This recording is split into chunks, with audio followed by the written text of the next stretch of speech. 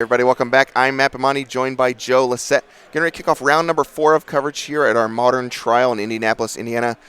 Joe, we looked at the top tables before this round started to pick our feature matches, and you noticed something kind of interesting about the decks. Yeah, so we have in our top tables 1 through 6, so the current top 12 players in the event, we have 10 different archetypes. Yeah. That kind of harkens back to like what Modern dreamed of being over the last few years, and often seemed wasn't a reality. And yet we have it here today. We have a pair of Jund decks, a pair of Helia decks, and then 8 other unique decks. Yeah.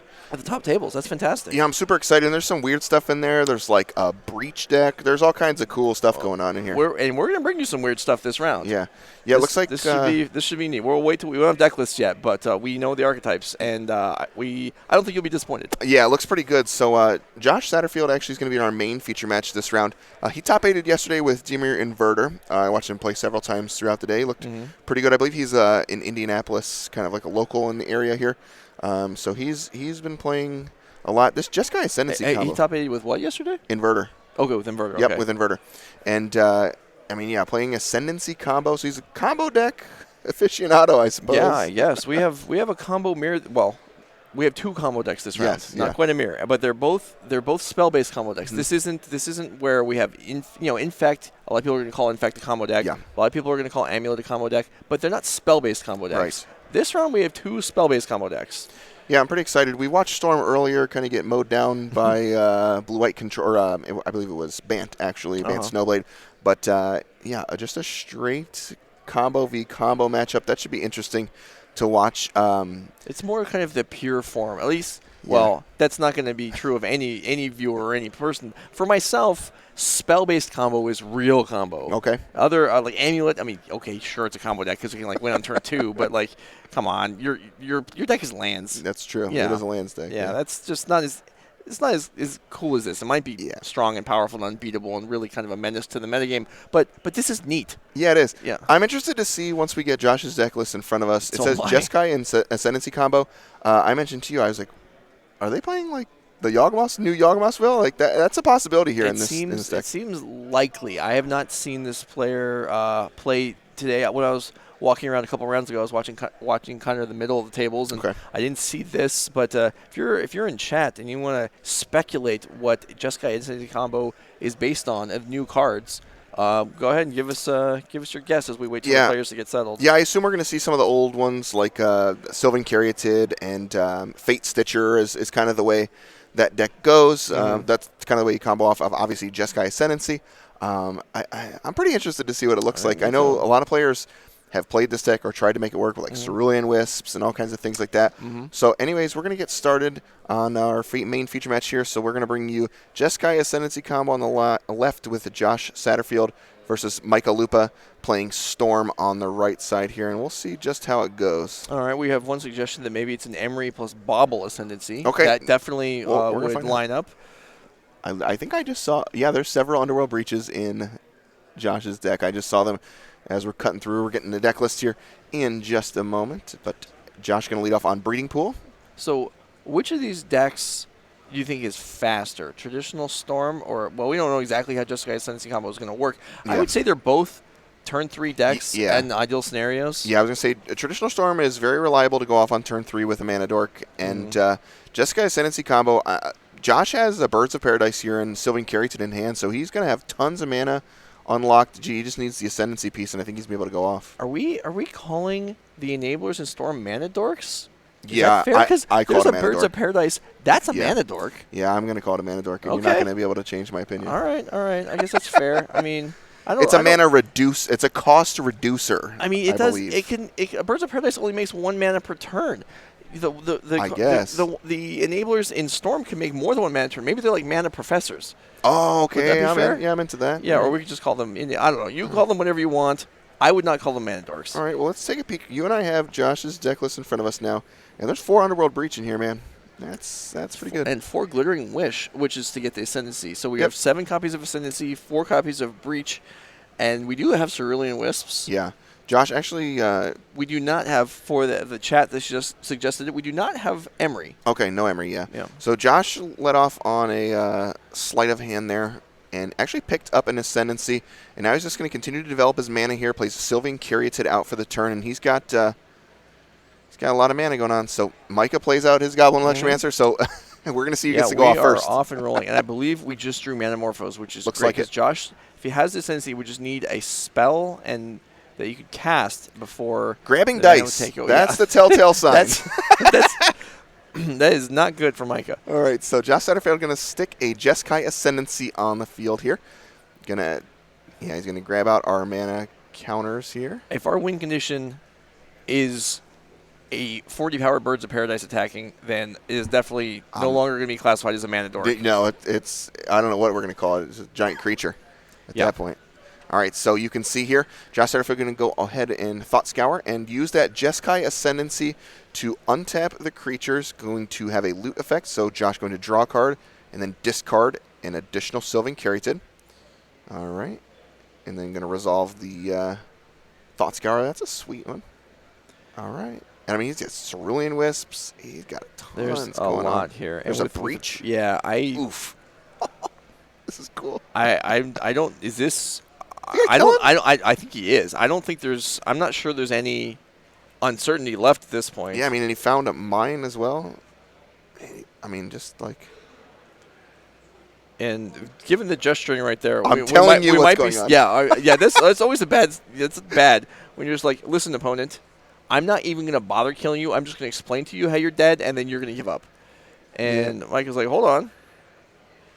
Yeah. Now, so personally, I would be voting for Micah to say, listen, just do it. Do this. Yes. Yeah, and I think Josh is going to be able to use the Thought Scour over and over to fill his deck, kind of like what we see Tome Scour do. Yeah. And then he's going to be able to, let's see, and Josh is going to his sideboard here to show. Oh, is that a Flesh Blood? Is that what that is? Yeah, it's a Flesh Blood is what that is there. So he's going to show him that's how I'm going to kill you. Yep. Yeah. Thought Scour itself puts 2 cards in the graveyard. The trigger from Ascendancy will put a 3rd card in the graveyard, which means Breach and Scour can be cast. Yeah. Infinite times with mana sources available, or however many times you need. Wow, this is awesome. Birds of Paradise just gonna one way to go would be to swing over with Birds of Paradise. That's what I like to see. Hey, Glittering Wish, look at that. Yeah. I mean, it almost doesn't even matter at that point. Yeah, Josh just needed to get through his deck to find Glittering Wish, able to cast it, go grab the Flesh Blood from his sideboard, and then launch the creature at Micah's face. And we saw that one end in record time. Yeah. So let's bring up Flesh Blood for the legions of players who probably don't know what that is. Yeah. Unless you're a fan of the split cards. Yeah, I think the one time I was introduced to it was there was like Jund Monsters was in Standard, and people played that. I think it might have been a Mirror Breaker that they had played it for. Like Chris Vanmeter, I think, was maybe popularized it. But we'll get Flesh Blood up here. That's so half of this card is like the old, I think, Devour in Darkness, maybe, where you sacrifice a creature and then drain the opponent for the creature's size. Yep. It's let's see. Target creature you control deals damage equal to its power to target creature or player for red-green. So that's what he's going to do. So he's able to pump up, either creature. The Ascendancy takes care of things. Exactly. Any one creature and then fling it. Basically, fling is kind of what people are more used to. That's a standard now, I think, actually, fling is. So more comfortable with that. The flesh part, I assume, just does no text in this matchup or any matchup. Yeah. So that's the win condition there for Josh. Other than, obviously, we mentioned you can just go infinite and attack. Yeah. I want to see the Birds of Paradise attack. It would have been a huge. I won my first ever PTQ that I won was an extended forever ago because I'm old. Yeah, what year was that? I was playing Argothian Enchantress, and it was aggro Enchantress, and I won a lot of games with Birds of Paradise and Ancestral Mask attacking for like 18 damage with all these enchantments on the board. All right. It was probably terrible, but it was good enough back then. Yeah, that's pretty all right. Good. So let's see if we have these players' sideboards come up here. So I'll run us through Josh's. It's going to be a little weird because we kind of see this with like Karn, the Great Creator. Yeah. It's going to be a Wish sideboard because of the Glittering Wishes, the 4 that Josh has. So he's got 2 Assassin's Trophies, 2 Veil of Summer, 3 Leyline of Sanctity, a Wear Tear, a Scar Scale Ritual, a Flesh Blood, 2 Silence, Jeskai Ascendancy, Teferi Time Rattler, and a Deafening Clarion. A lot of good ones here. Not necessarily the best against the Storm deck, though. No, probably not. A Scar Scale Ritual will be another card that some players may not be familiar with. I believe that's a blue-black hybrid in 1. Put a -1/-1 counter on one of your creatures and draw 2? Yeah, you got it. Yeah, okay. You got it. A lot of these are in here as wish targets. Again, like the previous round, we're going to see where we had a couple cards that were similar between the main deck and sideboard. Here we have numerous cards, like Jeskai Sensei being the primary one. We just want to pack as many copies as we can in the deck. How do you feel about Leyline of Sanctity? That shuts off the Grape Shot version. That shuts off the Grape Shots in the deck. The most important thing he does is it shuts off the Gifts Ungiven. The Gifts Ungiven as well. And that by itself might be worthwhile. So let's check out Micah's sideboard. He has 4 Aria Flame, a Burst Lightning, a Dismember, an Empty the Warrens, 2 Factor Fiction. Should be Fact or Fiction. Yeah, Factor Fiction. 2 Lightning Bolt, 1 Mystical Dispute, 2 Veil of Summer, 1 Shenanigans. Yeah. So we do have an alternate win condition here in Empty the Warrens, and then also Aria Flame. Yeah. And that being shut off by Leyline of Sanctity is big because Aria Flame is not an option. If you can't target your opponent, you have to shoot something. Yeah. And maybe you have a Mana Professor in play, but if not, you're shooting yourself. Yeah, that's true. And I see that Micah does have 1 Empty the Warrens in the main deck as well, the second copy in the board. But that's good. Josh, that provides a lot of things for you to shoot with Aria Flame. Exactly, right. You know, the cool thing about Josh's deck is he probably doesn't want to bring in this Deafening Clarion, but he's able to just go snag it with Glittering Wish in a pinch if he needs to wrap up the goblins.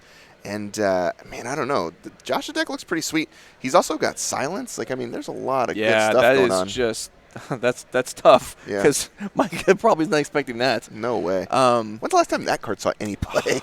I don't know. It's been a long time. In decks like this, I have. Sadly, the last time I saw Silence played, I was playing Tron, and I was playing in a Grand Prix against Boggles.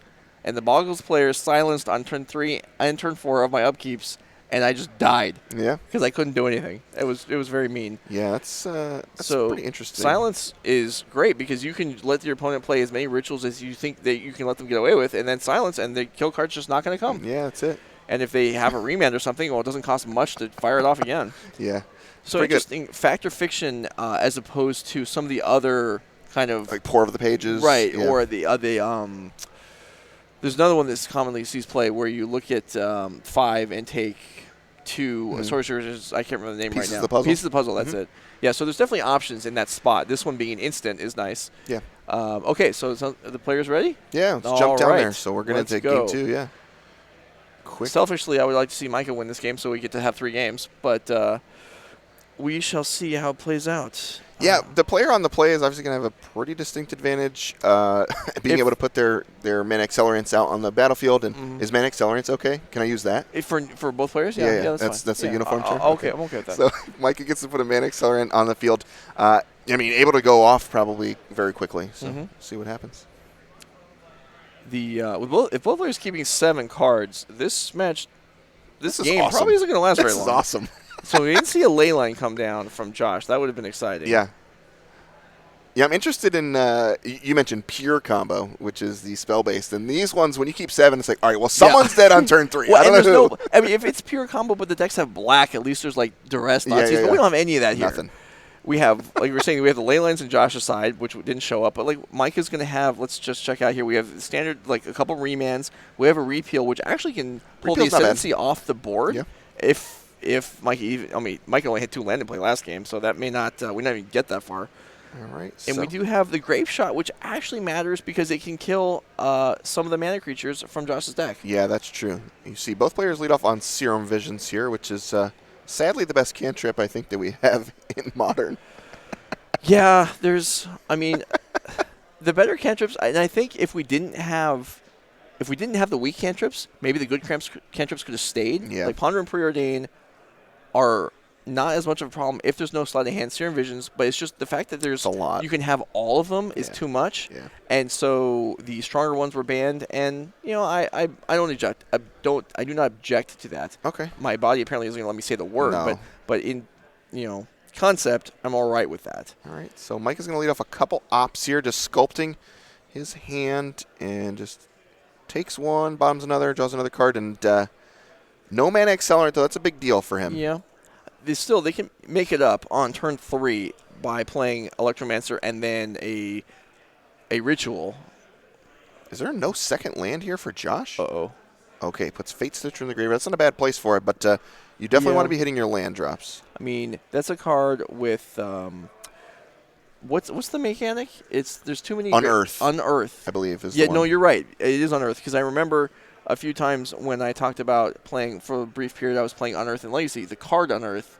Yes. And people would say, "What are you playing?" I'd say Unearth, and they'd be like, "What Unearth card are you playing?" I'm like, no. And this exact same conversation happened like 4 times. It's like, that's it. We need to rename this mechanic into something more easy to say, like less confusing, like the come back from graveyard till the end of the turn mechanic. Jeez, that would have been nice and clean. Josh missing again on sleight of hand for a land drop, and have to discard another one. Not great here. Yeah, I mean, Fate Stitcher obviously does its job from the graveyard, but still, this is bad. Is that we have a breeding pool in Yeah, there's a breeding pool. So let's see. What are we playing breeding pool for? Probably Veil of Summer. Yeah, probably just Veil in the sideboard. Nothing in the main. Yeah. I mean, we looked at the sideboard. We didn't look at over the main deck earlier. All right, and Josh gonna go ahead and fire off a. Yeah, this is a good time here. So gonna fire off Serum Visions, and Micah takes the time to go for a Gifts Ungiven. Gonna play around. Veil of Summer is a card that gets this, whether another land and a silence, something like that. Yeah. So. Heads up play by Micah. He's going to use that Gifts Ungiven. He's going to show Josh. So with no mana creatures in play, I wonder if we're getting a pair of them off of this. Could be. You see Gifts Ungiven, very powerful card. 3 and a blue. It's an instant speed. Search your library for up to 4 cards with different names. Reveal them. Target opponent. So Josh, in this case, gets to choose 2 of those cards. Put the chosen cards into your graveyard and the rest into your hand. Then shuffle your library. So could be 2 rituals, 2 creatures. I believe Past in Flames probably one of the better ones as well. There's a Past in Flames. Yeah. And a Remand. So that suggests either we're going to try and Grape Shot for like 9 twice, or we're just using it to defend ourselves. Josh obviously is such a slow start that Mikey can just use the Remand to defend himself, and Josh is nowhere close to being able to play 2 spells in 1 turn to get around that. Yeah, so it's going to be a couple of rituals into the hand for Micah. So Josh gives him tons of mana, and there's now a Past in Flames in the graveyard. The ley lines did come in, as there was one in the scry right there. Well, I mean, Josh had a land, so he could have a silence available here. Mm-hmm. I don't know if that's going to be enough, but it's a possibility. All right, so here comes a ritual number 1 for Micah as we throw out all the our awesome counters. I don't need the white or the green one, believe it or not. So this is going to be not as easy as it often is because there is no Mana Professor available right now. Yeah. So we're just doing with rituals. We do have the Past in Flames available. I believe we went to the graveyard, right? Yes, it's in the graveyard. There's a Manamorphose here. Gonna net even here and draw a new one for Micah. Micah's in pretty good shape. Mm-hmm. Josh going to look through. A very shiny deck there for Micah. Another Manamorphose. Going to leave the mana the same. Draw a new one. There's Baral, Chief of Compliance. That's going to make a big difference. The single Grape Shot is already in hand for Micah. Can we... That Baral, just for hopefully people that might be stepping screen. in. Yeah, can we get the Baral on the camera? See, no, it's funny because the players have the same amount of space that they do at a normal match that would be non-featured, and yet if you're playing a normal patch, you wouldn't just take your Baral and then just throw it on the floor. Put it on your opponent's table. Yeah, you would like if you wouldn't just miss the table, and yet when we have this directed region, here's your play space, the players just miss and throw it off. And no, okay, here we go. We got it on the board. Here comes the silence, I believe, from Josh. But we know that Remand. I think or maybe he didn't give him the Remand, I don't think the Remand is in hand. Okay. So now it's going to... Wow, Micah just sends it back. Yeah, well, that's what silence does. You cannot cast spells. I mean, aside from just staring at each other, you may as well pass the turn. And... Didn't have anything. Yeah. Yeah, silence. There's no way he thought silence was in his deck. No, absolutely not. Now... in the past, that was actually the flashback on the Past in Flames. Yeah. So it's not like we get to just fire it back off again like normal. Micah's going to have to rebuild here. Yeah, we have Grape Shot, and I think we have some lands. This would really be something if Josh ends up coming back and winning this game. Oh, mercy. And he does have a Mana Dork in play now. I take that back. But eat that one. Dismember gets chewed up, and Baral comes in. All right. So Josh has like all the tools. He picks up a third land. He's got a Jeskai Ascendancy. He's got a Birds of Paradise. He's got a lot going on here. I mean, there's just 2 cards left in Micah's hand. Yeah. Is it Grape Shot and land? They're moving very quickly. Yeah, they are. There's a Grape Shot and something else I don't know what it is. Well, I'm sure they are moving quickly because he's never going to live it down if he loses this game. It looks like a Misty Rainforest, partner. Yeah, that doesn't land. I thought that might be a land. So Micah fires a Sleight of Hand off. That did not help. Ritual is nice, but we have mana. Yeah, he's got tons of mana. We need, a Passive Flames is going to just cast the whole graveyard by itself. Wow. The Passive Flames basically be identical to Underworld Breach at this point for Micah. Right. So Micah going to shoot Josh down to 11, and I think Josh is, he's got Jeskai Ascendancy. If we have the Ascendancy, and there's a Fate Stitcher in the graveyard. We discarded it on turn 2. That's right. Josh definitely did so. And is Fate Stitcher how much to bring back? I was thinking it was 1. Is it 2? I believe it's more than that. Actually, it might just be blue. We'll have to bring Fate Stitcher up here in just a second. I'm not 100% sure on that one. Also, he might be waiting. He may just not have. It is 1 to bring back. He may just not have the capability to go off with just 1 mana source. Okay. Josh going to look through his sideboard. That's scary stuff. I don't know. People do that casually all the time. Normal. I do that. Yeah, every few turns I do that just to make sure it's still there. All right, so Josh going to unearth that Fate Stitcher as we got to tap the correct mana for that. Yeah. Okay, there we go. So Fate Stitcher has been unearthed, and the Storm and mana counters have been grabbed for. And Josh says, you know what? I actually need the planes. So Fate Stitcher going to... White mana kind of gets left out in the Storm-based, spell-based combo decks a lot of the time. But in Modern, I guess that's not so much true. We have Ad Nauseam, and we have apparently Jeskai Ascendancy combo. Yeah, here comes Glittering Wish. It's going to untap that Fate Stitcher. Thank you to Jeskai Ascendancy. Josh going to resolve a loot trigger and discard a mana confluence. Now he's at the point where he has too many lands at this point. So and he drew the Silence, so we have, depending on how things are looking, how confident, either it's just gonna get the protection for the combo or backup to prevent Micah from going off. But I don't think Micah's going to get another turn. Yeah, I think this one's over, partner. There's a Silence. Is the Silence, yeah. And that's it. Wow. Jeskai Ascendancy combo. Not only that, it was the Silence. Double Silence, because, but Micah was he was dead. Thinking he was winning that game. Yeah.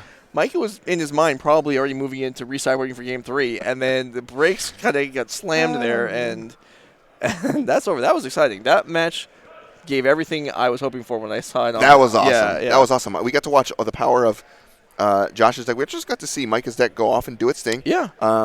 He was silenced swiftly and ended up losing that second game.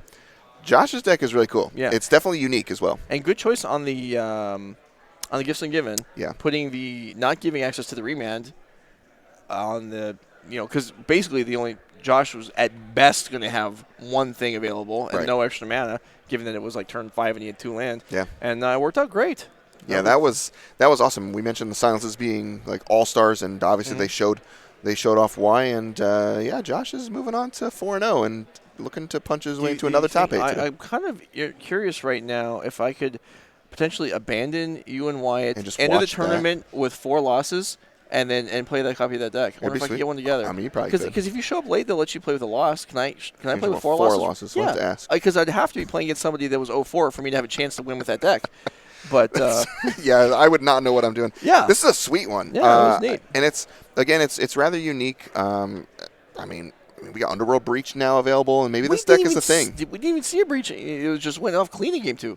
In Game 2, he had 2 in his hand, but just didn't need to do it. Yeah, or maybe it was going spoken that it was just you're just done. Here's what I have. Yeah, that card's incredibly powerful. Remember, again, if you're hanging out for the first time with us today, make sure to hit that follow button if you're feeling super generous. You got $5 laying around in your pocket, whatever you want to give. Make sure Joe eats lunch today. Hit the subscribe button. At any rate, we're going to get into... Yeah, you want to eat lunch today or not? What if people want to support this channel but don't like me specifically? You've just eliminated their ability to support us. That's unfortunate. That was terrible. You know what I do sometimes when this happens? When I rewatch coverage, I just tape over your portrait on the right side of the screen. I just tape over your portrait. Man, that's harsh. Yeah, it's nice. Can we go to another match, please? Yeah, bring on... So we got our backup feature match is going to be available here. We have Max Madison and Chris Ayali. John versus Green White Elliott. Man, I got roast. That was a roast and a half. I feel really bad about it. Wait a minute. So hold on. As the person that got lit on fire, I should be able to bring it back up again. What's better? But you don't get to bring it back up again. Just congratulating yourself on destroying me. That's not fair. All right, here I'll give you an option then, as we watch the first couple turns here in Once Upon a Time for Chris Ayali. What's better, the roast I gave you or Blair Spiblet's roast thread on Twitter? That's not even close. Yeah, Blair, we're gonna hype up Blair Split's Twitter feed. Yeah, I'm gonna have to. Yeah, Blair, a local player who did one of those things where he suggested. He wanted 100 followers. People follow him, so he could try to get to 100 followers and said, "I'll insult you if you follow me." And boy, did he dish it out. That's pretty good. Yeah. All right. So Chris Ayali here with Green White Hilliard combo. Chris is the other player that came out from Pennsylvania. Yeah. For the event. Yeah, you guys watched the other Pennsylvania transfer. Played the Blue White Control deck. Yeah, right? and so now we have Hilliard combo. I watched Chris during my round off. I watched some of his match. He played Keenan Thompson. Keenan Davidson. Keenan Davidson in round 2. Okay. And game 1, Chris just played a turn 3 combo. Wow. Druid, Vizier, you're dead. Yeah, this deck also has some of those new cards. I mean, Theros Beyond Death has made an impact on Modern, made an impact, obviously, on Pioneer yesterday. So with this deck, how many of the gods are there in here? Are there any gods? There's no Heliods in here? Am I missing something? Is this just Devoted Druid combo? Let's see. I believe there is. I don't see any in here. Unless you can spot them. I watched him play some yesterday, and yesterday he was playing Mono White Devotion and Pioneer, so maybe it was just over there. All right. Yeah, this is just, okay, so there's no, this is more the traditional green-white. Is that Kroxa? Company. Ooh, yes it is. So that is Kroxa, Titan of Death's Hunger in the Jund deck here as another discard spell. That's pretty interesting why addition. Not? This card is great. Yeah, I was thinking that this green-white deck was getting Theros Beyond Death additions, and Jund apparently has some as well. Yeah, Kroxa. I was fortunate enough to open Kroxa a couple times drafting, and it's fun. You really have to. You can build your deck around it. And the key, strangely enough, when you open Kroxa is to immediately try and force green. Yeah, strange. But it worked out well, and I had a good time with it. So here we have it just as a value engine, and then with fetch lands, the whole escape gets turned on its head when you can most of your lands double as graveyard resources. Yeah, Kroxa is a card I really want to try and build around in Standard, but man, it seems like it could be okay here in Modern as well. It's cheap. Bizarrely enough, Fatal Push just eats it alive. Yeah. Even though it feels like an expensive card. Yeah. But here we see Fatal Push lined up for that. Devoted Druid, which is a big step for Max's deck. Obviously, the Jund deck is pretty stock full of removal with lightning bolts and things like that, but need to get the Druid off the table so you don't just die. Yeah, those Druids are scary. This deck can be very frightening. All right, 2 Giver of Runes. Yeah.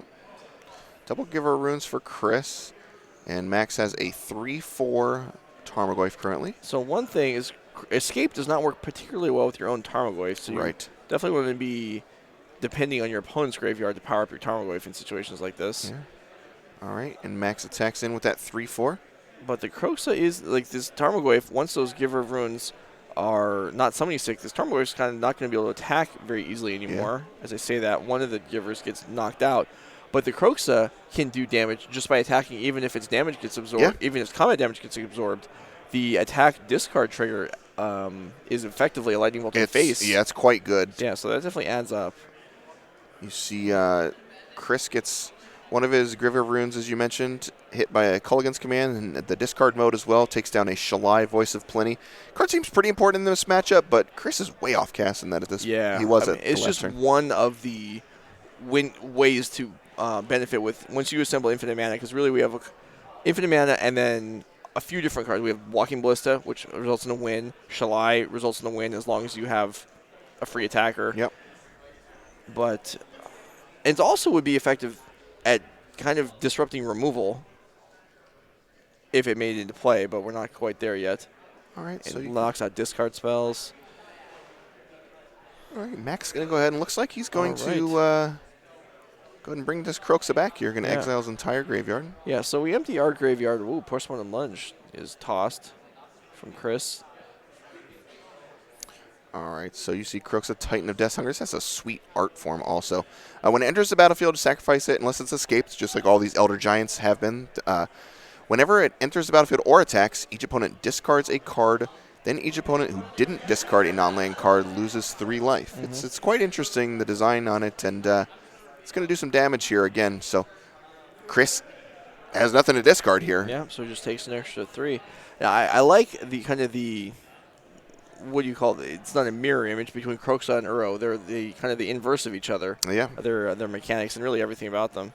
I like the design. Yeah, and you see Chris goes to block with the Vizier of Remedies and to try and give protection with the Giver of Runes, and Max's last card in hand is Lightning Bolt, and that's good enough for Max to pick up game number 1 with his Jund deck over this this Devoted Druid deck. And I feel like Jund has a pretty good matchup against this. A bunch of hand disruption and because it tears apart these combo decks, and it's a creature deck and it has a bunch of removal as well. A ton of removal, yeah. So really, I think that's even more important than the discard, which is valuable. Is the creature removal, because a creature-based deck, we need to have two parts. Both are very easy to kill creatures, and Jund is very, very good at killing creatures of small size. Yeah, for sure. Every removal spell is live. Definitely. All right, I'm going to take a look at Max's sideboard here. He's got a Grafdigger's Cage, a Pillage, an Assassin's Trophy, a Culligan's Command, a Stone Rain, a pair of Veil Summer, a pair of Plague Engineers, an Ashiok Dreamrender, Alpine Moon, 2 Collective Brutalities, a Huntmaster of the Fells, and a Kitchen Finks. There's lots and lots of cards here. Some of them are okay. I don't love... A Stone Rain? The Stone Rain, man. Yeah, actual factual Stone Rain. Yeah. Yeah. I mean, and a Pillage. Yeah, man. Interesting. There's no Fulminator Mage, which is like really strange, I guess. If you're going to play those cards, why not Fulminator Mage? Yeah, but if you think your mana can support Pillage, isn't Pillage better than Stone Rain? So maybe you don't want to overload. Maybe you're trying to get around. Maybe you're trying to beat the Meddling Mage protection of the land. I don't know. That's interesting to me. Okay, so Grafdigger's Cage will stop Postmortem Lunge. Yeah. And are we a Collected Company deck? There's Finale Devastation. Okay, so that works too. Eldamri's Call. Yeah, well, it doesn't stop it. Yeah, but it does stop. There was 4 Finales and 4 Postmortem Lunges. So Grafdigger's Cage, if Max is on the deck list, would probably come in. Yeah, Collective Brutality is another good card that we mentioned, hand disruption and creature removal. Yeah. This card does both. Yeah. And that's a big one to have access to. A pair of those, that's really nice upgrades for Max. I assume he's going to bring out some of his worse hand disruption spells or maybe some creatures. Yeah. Because the creatures he does have aren't going to die, so we don't need like the second tier. Right. For Chris Iali, we have 2 Path to Exile, 3 Veil of Summer, 2 Burrington Forge Tender, 2 Damping Sphere, 2 Collector Oof, 1 Gag Teague, 2 Mirror Crusader, and 1 Knight of Autumn. Reasonable. I think he's going to need some help, and he's maybe going to find it. Yeah, Mirror Crusader is the one that sticks out for me. Very good. Unless it's Lilianid, card's really not going to die. I mean, it could be blocked by Tarmogoyf or something like that, but other than that, Mirror Crusader is really good. Yeah, I mean, it can be bolted. Sure. Is really but I don't even know if they're probably still playing 4 bolts, even though they have the plethora of options here. I just feel like Bolt is pretty overloaded on the early creatures, and then on your third turn, you get to stick a Mirror Crusader, and hopefully that's good enough. 4 bolts in there. Yeah, there are 4 bolts in here, but that's it, and nothing else in the deck. Right, nothing's gonna block it. Yeah. Veil of Summer is great. Yep. That's going to stop everything. Also, everything except the bolt. So, so as long as we have Mirror Crusader, we can defend it from everything except bolt. Veil of Summer doesn't help, but still, both cards are coming in. Yeah, I think you want to do. Yeah, Veil of Summer is a really flexible card. Obviously, we talked about the hand disruption. That card's pretty important, against Thoughtseize early, and Chris has the benefit of being on the play for this game, so that's going to be really helpful. There's basically no matchup where, in any format, if Veil of Summer is playable, if you can board it in, it's fantastic. Yeah. There's almost no scenario where the card is okay. It's always great, or you just don't bring it in. Yeah, I agree. All right, we're going to jump into game number 2 here. We're going to see if Chris can get on the board here. He's going to resolve a Once Upon a Time. And looks like he's got just a Windswept Heath out of that. Chris was at the Players Tour last week. Didn't do too well, but managed to, I believe, finish top 32 in the accompanying Grand Prix. Okay. Which was with Pioneer. Say it was Pioneer, right? Yeah. So despite having all that practice, didn't do so well yesterday. But here we are in Modern, and he's off to a 3-0 start. Max Madison? Yep. Okay. The other player, local player? I'm not sure Okay. where Max is from. I guess, local player doesn't mean as much when we're actually not local ourselves. Correct. We're in Indianapolis this weekend. Yeah. So maybe he's a local Indianapolis player. Maybe we'll find out he's more a about him Jund later. player. Yeah, so, okay, sure, yeah. There's a lot of Jund actually in the room I saw. If you are checking out the metagame breakdown, if that's your thing, check us out on twitter.com/NRG series. Max Khan did a Pioneer one yesterday and as well as a Modern one today. No surprise, the Titan deck's kind of rising to the top of that. So. Well, are they rising to the top? They definitely, a lot of people brought them. Yeah. I don't know if they're having as much success. Yesterday we had one of the kind of anticipated strong decks not do well. Right. We'll see by the end of the day if that proves true again, as we have Tarmogoyf here from turn 2 on Max's side, which is great. You want to establish basically one threat and then kill everything that gets in the way. That would be ideal. I mentioned the Lightning Bolts being kind of taxed as a removal spell for a later down the line Mirror Crusader, and one's already been used from Max. It's unclear to me whether you'd use that or a Fatal Push first, but he just point and click and trying to kill things as they go here. There's a Collective Brutality. Man, that's good. Collective Brutality with Escalated would be Veil of Summer's even better there. Yeah, definitely good.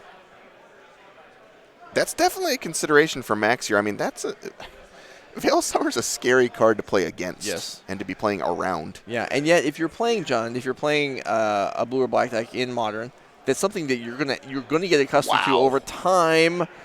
Oh, does he have it? Does Chris have it? Oh, this has been fully escalated Collective Brutality. And fetching out a basic forest feels like the table is about to explode. One of the cards, this card is Croxa, so that's not as bad. At least. Come on. Don't sugarcoat it. It's still terrible. Don't sugarcoat it. Yeah, all right. So Max throws 3 cards in the graveyard. Chris draws a card. So it's a 4-for-1 exchange. That is quite the beating. So Veil of Summer, uncommon from M20. Just for a single green, it's an instant and draw a card. If an opponent has cast a blue or black spell this turn, spells you control can't be countered this turn. You and permanents you control gain hexproof from blue and black until end of turn. Quite the beating. This card has been a monster in every single format. Unbelievable. It is. That was absolutely devastating. That was about as good as it gets. I don't know how you play a match after this. Well, yeah, it was tough. I mean, Max still has several cards. We still have a lot going on. Yeah. But that was not an ideal beginning. Maybe if we see this happen, if Chris wins this game and we go to Game 3, maybe we'll see Collective Brutality not escalated twice. Yeah, that's pretty rough. At any rate, Chris just deploys a Noble Hierarch, and Max is attacking. All right. It's going to get protection from green from the Giver of Runes. Max has an Assassin Trophy. Looks like he's about to fire off here. It's interesting. Fires it off on the Noble Hierarch. Yeah. So, killing Noble Hierarch, which can then just immediately be. We're basically losing a dual land and replacing it with a single land at the exchange of a card out of Max's hand. That is. And there's Eldamri's Call, which Max is going to read from Chris. That's going to go grab a creature out of Chris's deck. There's the Devoted Druid. And then Chris is going to be untapping with Giver Runes ready to go. So. All right. Devoted Druid is going to be in good shape. A second Tarmogoyf. Chris can absorb currently 4 or 5 Tarmogoyfs if the players are keeping track with that dice, if that's actually accurate. Right. That means Chris can just take the hit. Wow, he's got Veil of Summer as well. Chris does too. Oh, if he has Veil of Summer there, he's probably not even going to take the hit. We might see a block with Devoted Druid and then just a activation of the Giver of Runes. Yeah. All right, so Chris has a lot of cards left. I believe Max still has that Croxa in the graveyard there. And enough to bring back. However, Chris may have a protected Devoted Druid here, but he's still the other half of the combo plus a win condition away. Sure. So it's not like things are on lock here. So Max says,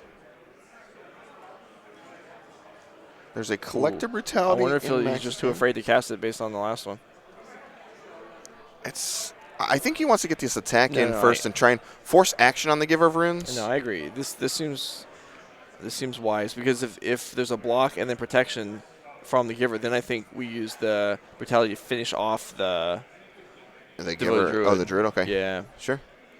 I mean, you could go after the Giver, but I think you want to remove the combo potential. All right, so taking 4 here. Could be Kroxa. It looked like he tapped 4 mana rather quickly. He did. He's thinking about Kroxa. See what Max leads on. There's Collective Brutality for the Druid. There's another. I mean, man. Well, Veil Summer just complete beating. Yeah. There's another Druid. There's a Vizier. Okay, all right. So there we have the mana available online. Do we have a win? There's Finale. Yes, we do. All right. So Finale for Chris. And what's he got in here, partner? He's got one Walking Ballista, right? Ballista, I suppose, would work if you actually went for 10 or more. He doesn't actually have to get anything here. Yeah, he gets Witness first. Eternal Witness, got it. Gets Witness, which gets back the Finale. The Finale itself for 10 or more actually pumps all the creatures and just wins the game straight away. So then you're also, by getting the Witness, then you're ensuring yourself for some redundancy. Yep.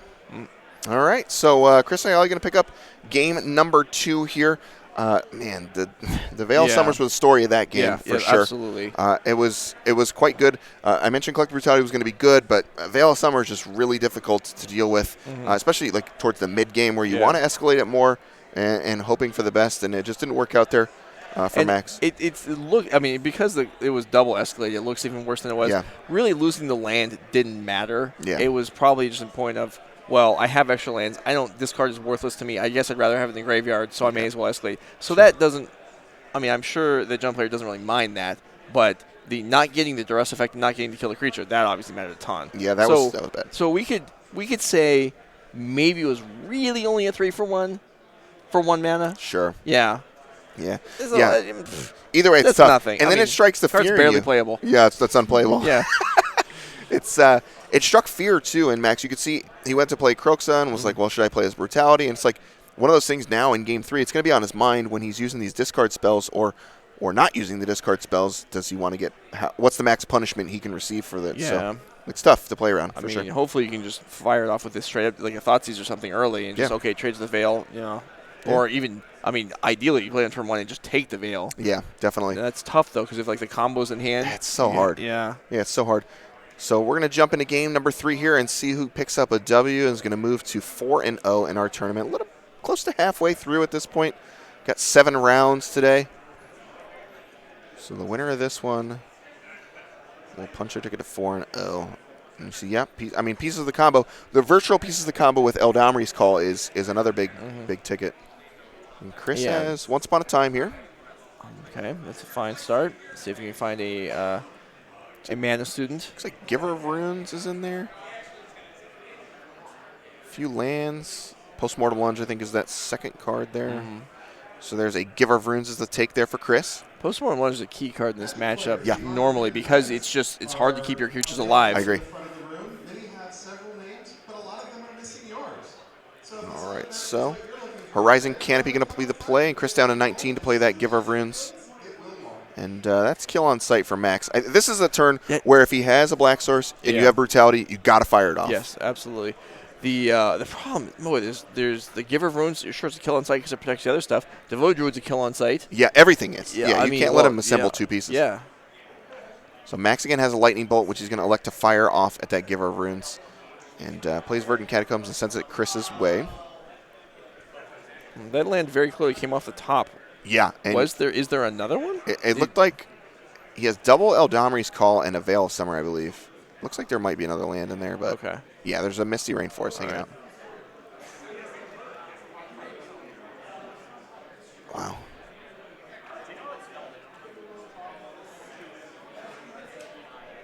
All right. Max searching up the correct shock land for the scenario. I don't think there's any fear of his life total really mattering. No. And there's no threat to his lands. Yeah. So it's just choose the right one and run with it. Blood Crypt is the choice. Yep. All colors on the line here for Max. He's got Wrenn and 6. Okay, it's been a little bit since we've seen Wrenn and 6. And Ren, you're going to see, going to bring back that Verdant Catacombs. How many Ren and 6 are there in Max's deck? 3. 3, wow. 3 That's a lot. Okay. Yeah. This is a card that Ren 6 was a monster for a while. Loves to play against Infect. Yeah, definitely. So you see Ren and 6 here.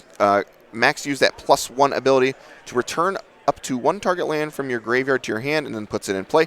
There's a -1 ability, which is able, you mentioned, against Infect, deals 1 damage to any target. That can be whether it's a player or a creature or a planeswalker, any target. And then the -7, you get an emblem with instant and sorcery cards in your graveyard have retrace. That's not really what Ren and 6 is all about, but when it gets there, retrace lightning bolts. Yeah, it's nice when it happens, but it's really we're about clearing out small creatures and just hitting every land drop. Yeah. Like Max will just never miss a land drop ever the rest of this game. Yeah, and Max used that lightning bolt very early on the Giver runes. Again, Fatal Push getting blocked is a big deal. So it would be much preferable for Max if the first part of the combo had 1 toughness and Ren 6 could kill it. But the Vizier is the 1 toughness part, and that's the card you play second. Liliana of the Veil, does that read target player? The second part, is it target player? Sacrifice the creature? Yes, it does. So Veil Summer gets that as well? Veil Summer, yes, it does. Veil Summer also gets the ultimate. Yeah, right. The Veil. Yes, it does. It gets all 3 pieces, right? Or is it each player discards a card? The first mode does not target. That's right. All right. The other 2 do, yeah. Veil Summer on Liliana the Veil is something I've had the pleasure of doing twice. And I would say I spotted one in Max's hand, and it's going to use the Diabolic Edict mode here, and Chris is going to veil it. Gosh, that feels so full bad. Value, yep. Draw a card, and save my guy. Wow, that's tough. Chris does have. It looks like he's a little bit land heavy here, but I mean he's probably okay with that at this point. I mean, he has a Canopy in play, yep. So that negates some of it given time. What are we doing here? We're fetching. Oh, he's going to use Eldamri's call. Yeah, he left the Vizier on the bottom of the deck just because he knew he was. I was like, what is this guy doing? Yeah. But yeah, because he knows he's searching again, so he just left it conveniently where he knew it would be. Yep. And here's the whole combo. Yeah, I mean, there's the Vizier. Can we untap? We can. Can we? Do we have anything else? He's got Shalai, Voice of Plenty. And Devoted Druid is not summoning sick and can now attack for be a lot of damage. Much damage as Chris would like. How about 1,000? Yeah. What is happening? Okay. And he's writing down negative 1,000. Yeah, Max went to his life pad. I was like, I don't think you're being attacked for a non-lethal amount here.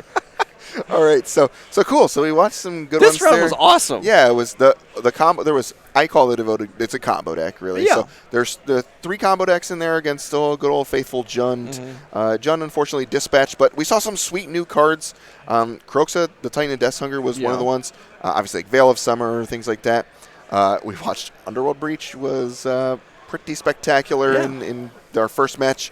Yeah, a lot of good stuff going on. We mentioned there's 10 different archetypes. Jund was one of the repeats. And, yeah, it was. Jund gets dispatched here. So it's looking pretty good as we kind of mold into our top 8.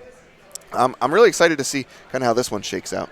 Me too. Yeah, we have Jeskai Ascendancy combo a win away from a likely top 8, which is really cool to see. Yeah, it's interesting. All right, so if you are just joining us today for the first time, haven't heard about our series, we're going to take you to what our next event's going to be. So March 21st and March 22nd. The 21st, we're going to be playing Team Constructed. It's $5,000, Pioneer, Modern, and Legacy. So if you got some buddies who want to get together, play our team event. Also going to be a $5,000 trial, just like we have today, but it's going to be Pioneer on Sunday the 22nd. If you're looking forward to checking out deck lists from today and yesterday's event, top 16 deck lists will be posted by MaxCon here shortly. You can check them out at nerdragegaming.com. You can find that, our event schedule. Also, we have a $10,000 tournament coming up in April. You can view all those. I actually use the on the events themselves. They have calendar. You can click and add them to your phone calendar, which is pretty sweet. So it keeps all the info on there. I wouldn't know about that. It's sweet, man. I'll show you. Your phone doesn't even have a case, dude. My phone spends way too much time on the ground. My phone, I've been having trouble lately. I mean, you followed my pocket at dinner last night. It's just trying to escape you. It that's is. all. I must have done something to offend it. Yeah. All right. So if you want to buy some singles too, we mentioned Theros Beyond Death making a giant impact on Pioneer as well as Modern. You want to buy some Underworld Breaches. You want to buy some sealed product. Again, nerdragegaming.com. Elspeth's Son's Nemesis is one I haven't seen a ton of. I thought it would make a much larger impact. There are some copies in blue-white decks, even here today, I think. But, yeah, it's interesting. I actually read that card, and even for limited, I was like, well, this really isn't that going to be that great. Yeah. It's way better. The escape clause really makes the card a huge threat, ongoing threat that's really neat. And, yeah, that's a card, not that makes it, alone in me misreading a card and not thinking it's very good, but yeah, that one has impressed me quite a bit. Yeah, the escape mechanic is pretty interesting to watch as we use that. I'm interested to see if I believe it's Ikora is the next set, if they are going to print some more of these Titans like we see Uro and Kroxa. I wonder if there's more coming out. They're going to be escaped with the escape mechanic, obviously. Yeah, I mean, it's a mechanic where definitely it's filling a void that didn't exist. We see, because we see these modern decks using these cards, and Pioneer decks using these cards, because the graveyard just was an untapped resource in some decks, and really it's nice to be able to take advantage of another aspect of the game. Yeah, for sure. All right, well, we're going to get out of here. Time in the round was just called a couple minutes ago, so we're going to get a quick break in here. You guys want to grab a drink, grab some snack or lunch, whatever time it is. You're going to have lunch? I'm going to have lunch. All right, we'll bring you round number 5 here in just a few minutes. That round was so cool. That was awesome.